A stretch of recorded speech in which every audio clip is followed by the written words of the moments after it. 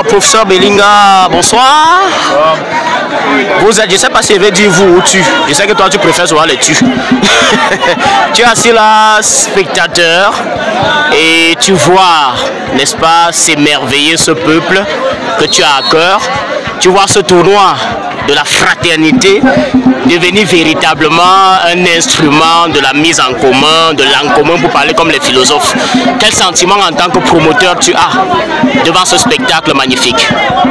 C'est un sentiment de joie, c'est un sentiment de réussite, c'est un sentiment d'accomplissement et pourquoi pas d'ambition future, de faire mieux, de faire plus grand encore.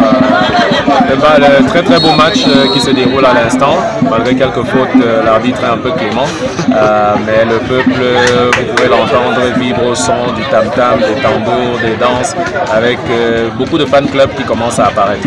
Alors on a la forêt qui vibre pratiquement avec ses tam-tams, avec ses tambours, avec ce fan club. Et quand on organise, forcément on a des attentes. Et rendu pratiquement à la fin, parce qu'on est à 2 jours de la fin, quel est, on va dire, le rapport d'étape que tu fais? Le rapport d'étape, on va dire, il est encore préliminaire. Tout s'est très bien passé jusqu'à présent. On a un gros challenge pour la clôture. On va essayer de terminer en beauté. Nous avons des VIP qui arrivent en l'instance du gouverneur de la région du Sud et de toute sa suite. Pour la première fois, on espère qu'on donnera satisfaction à nos administrateurs et afin qu'ils puissent nous soutenir dans la mission à venir. Alors on va quitter le foot, mais on va rester dans le festival. Cette fois pour parler de cette journée des nations qui est en train de battre son plein de l'autre côté là-bas, au village du festival. Et on est en train de voir des gens en effervescence. Le thème, tu l'avais choisi comme ça au pif, au-delà des frontières. Est-ce que tu as l'impression qu'effectivement, sur le plan de l'implémentation, on est en train d'aller au-delà des frontières? Absolument. Je pense que par le thème lui-même, au-delà des frontières, a poussé les ressortissants de Mongon et tous les participants au festival à s'imaginer transporter dans d'autres pays.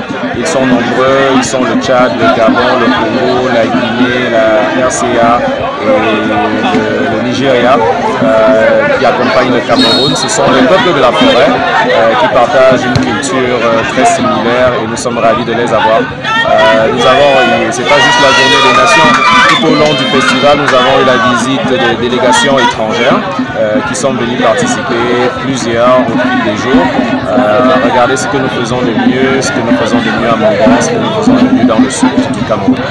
Okay, just a word in English, sure. A kind of summary of what you have just said. Well, yeah, the Yeso Mongon Festival Beyond Borders has met its challenge. We have 6 countries that have accompanied the festival all along: Chad, Nigeria, Congo, Gabon, Equatorial Guinea, and the Central African Republic. The people didn't just come today as a big day of festivities. They have been coming all along. And it's also an interesting thing that this theme can help transport the people of Mongon beyond the borders of their native Cameroon. So the mission has been a success. As you can see, the soccer game is very entertaining and the festival is very light. The nights are absolutely amazing. It's one of those that you wonder if you can top at the next edition. Thank you. Thank you.